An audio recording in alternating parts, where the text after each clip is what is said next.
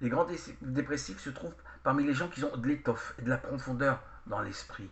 Les jeunes enfants dont le développement mental et affectif n'en est pas encore à ce stade ne peuvent connaître une dépression véritable. Le suicide peut signifier que la personne est incapable d'être déprimée. Il est peut-être beaucoup plus facile, quand on manque de profondeur, de couper le fil de sa vie.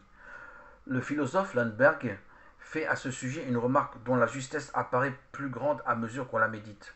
Souvent un homme se tue parce qu'il n'est pas capable de désespérer. Le suicide semble être le résultat d'une incapacité à connaître un vrai désespoir et à supporter la dépression.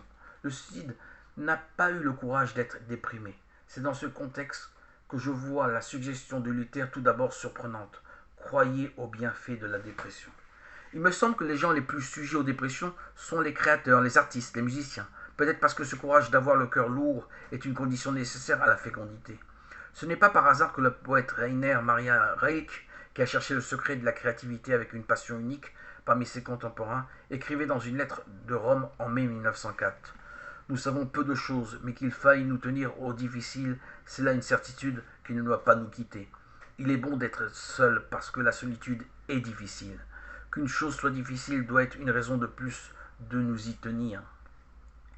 Remarquons que Reich associe l'acceptation de ce qui est difficile avec l'acceptation de la solitude. Dans une autre lettre, le 12 août de la même année, 1904, Reich observe que la dépression, tout comme l'amour de soi, travaille en nous, opère en nous un changement. Quand nous lisons les phrases suivantes du poète, elles nous remettent en mémoire le conseil de Luther sur la patience à laquelle il faut s'exercer envers soi-même.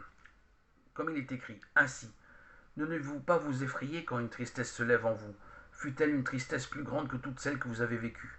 Quand une inquiétude passe, comme ombre ou lumière de nuage sur vos mains et sur vos actions, vous devez penser que quelque chose se fait en vous, que la vie ne vous a pas oublié, qu'elle vous tient dans sa main à elle et ne vous abandonnera pas. Pourquoi voulez-vous exclure de votre vie souffrance, inquiétude pesante, mélancolie, dont vous ignorez l'œuvre en vous? Pourquoi vous persécutez-vous avec cette question? D'où vient tout cela? Où va tout cela? Vous savez bien que vous êtes évolution, que vous ne désirez rien tant vous-même que vous transformez. Si certains de vos désirs vous semblent maladifs, dites-vous bien que la maladie est pour l'organisme un moyen de chasser ce qui lui est contraire. Il faut donc aider cette maladie à suivre son cours. C'est le seul moyen pour l'organisme de se défendre et de se développer. Tant de choses se font en vous en ce moment. Soyez patient comme un malade et confiant comme un convalescent. Vous êtes peut-être l'un et l'autre.